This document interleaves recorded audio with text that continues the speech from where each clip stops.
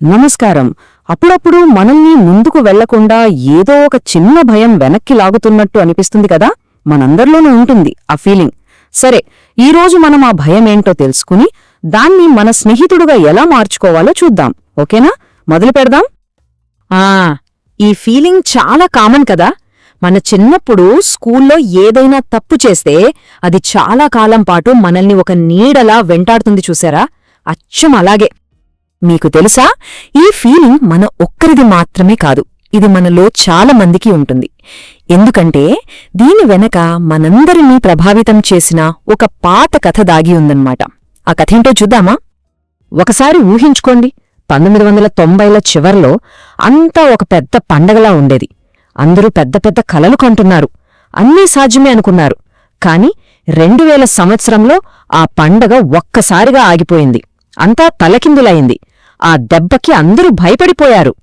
ఆ భయమనే దెయ్యం ఈ రోజుకి కూడా మనం ఏదైనా పెద్దగా ఆలోచించాలంటే చాలు మనల్ని వెనక్కి లాగుతూనే ఉంది. ఇక్కడ మనం ఒక చాలా ముఖ్యమైన విషయం గమనించాలి. అసలు పొరపాటు ఓడిపోవడం కాదు, దాని నుండి మనం నేర్చుకున్న భయమే. ఇది ఎలా ఉంటుందంటే, వేడివేడి ఛాయ్ తాగి నాలిక కాల్చుకున్నామనుకోండి, ఆ దెబ్బకి ఇక జీవితంలో ఛాయే వద్దు, చల్లటి నీళ్లే తాగుతాను అని నిర్ణయించుకున్నట్టుంటుంది.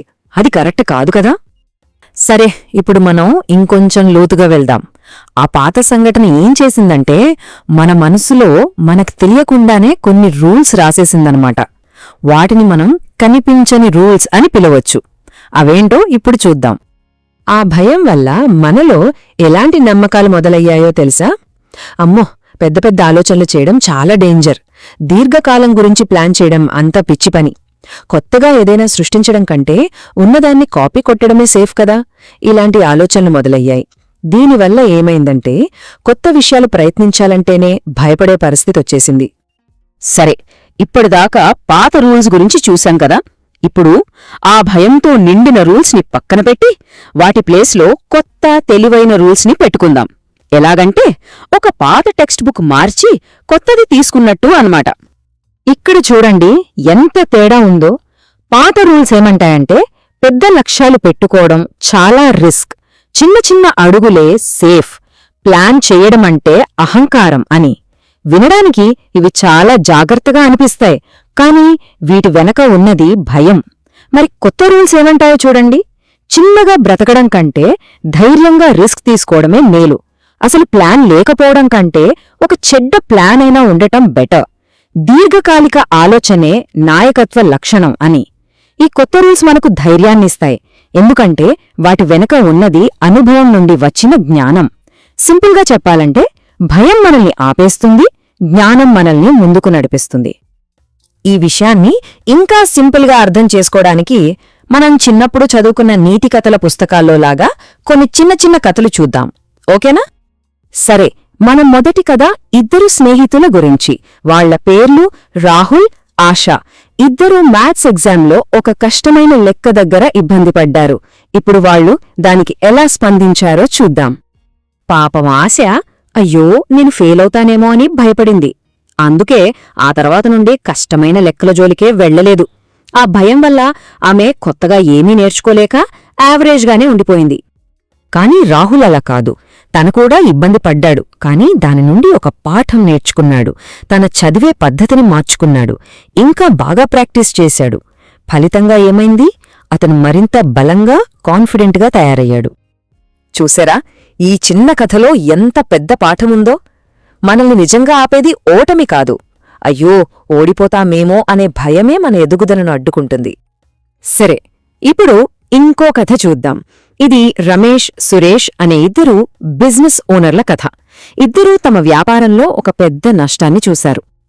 ఆ నష్టం తర్వాత సురేష్ ఏం చేశాడంటే, భయంతో ఇకపై రిస్క్ తీసుకోవటమే మానేశాడు. సేఫ్ గేమ్ ఆటం మొదలుపెట్టాడు. కాని రమేష్ అలా కాదు. అతను నష్టం నుండి పాఠం నేర్చుకున్నాడు. మరింత తెలివితో, ధైర్యంగా మళ్లీ ప్లాన్ చేశాడు. దీని ఫలితమేంటంటే, సురేష్ అక్కడే ఆగిపోయాడు. అతని వ్యాపారం పెరగలేదు. కానీ రమేష్ ఒక బలమైన వ్యాపారాన్ని నిర్మించగలిగాడు. ఈ కథ నుండి మనం నేర్చుకోవాల్సిన ముఖ్యమైన పాఠం ఇదే. గతంలో వచ్చిన నష్టం మన ఆలోచన విధానాన్ని మెరుగుపర్చాలి, మనల్ని మరింత తెలివైన వాళ్లని చెయ్యాలి, అంతేకాని మన ఆశయాన్ని చంపేయకూడదు. సరే, ఇప్పుడు మీ అందరికీ ఒక చిన్న హోంవర్క్. భయపడకండి, ఇది చాలా సింపుల్. ఒక ఫ్రెండ్లీ టీచర్ తన స్టూడెంట్స్కి ఇచ్చినట్లుగా అనుకోండి. మిమ్మల్ని మీరు ఈ ఒక్క చిన్న ప్రశ్న వేసుకోండి. గతంలో జరిగిన ఏ ఫెయిల్యూర్ ఈ రోజు నేను తీసుకునే నిర్ణయాలను ఇంకా కంట్రోల్ చేస్తోంది అని ఒక్క క్షణం ప్రశాంతంగా ఆలోచించండి. ఇప్పుడు ఈ 3 చిన్న స్టెప్స్ ఫాలో అవ్వండి. చాలా ఈజీ. స్టెప్ 1, గడిచిపోయిన ఒక ఓటమిని గుర్తు చేసుకోండి. స్టెప్ 2, దాని నుండి మీరు అయ్యో నేను దీనికి పనికిరాను లాంటి తప్పుడు పాఠం ఏమైనా నేర్చుకున్నారేమో గమనించండి. ఇక స్టెప్ 3, ఆ తప్పుడు పాఠం ప్లేస్లో ఈసారి నేను ఇంకా బాగా ప్రయత్నిస్తాను అని ఒక కొత్త మంచి పాఠాన్ని మీకోసం రాసుకోండి. అంతే. ఈ మాటలను ఒక్క క్షణం మనసులో పెట్టుకోండి. ఓటమి కంటే చరిత్ర నుండి నేర్చుకున్న భయమే ఎక్కువ ప్రమాదకరం. అంటే భయమనేది ఫెయిల్యూర్ కంటే పెద్ద శత్రువన్నమాట. కాబట్టి మనం ఈరోజు తెలుసుకున్న ముఖ్యమైన విషయమేంటంటే, ఫెయిల్ అవ్వడం కంటే ఆ ఫెయిల్యూర్ నుండి ఒక తప్పుడు పాఠం నేర్చుకోవడమే చాలా ప్రమాదకరం. మీకోసం ఒక చిన్న మాట. ప్రతిరోజు దీన్ని మీకు మీరు చెప్పుకోండి. నేను గతం నుండి నేర్చుకుంటాను, కాని దాని భయంలో జీవించను. గతాన్ని ఒక పాఠంగా చూడాలి, ఒక జైల్గా కాదు. గుర్తుంచుకోండి ఫ్రెండ్స్, రోజు మనం చిన్నగా నేర్చుకోవటం ఏదో ఒకరోజు మనకు పెద్ద విజయాన్ని అందిస్తుంది. మళ్ళీ కలుద్దాం.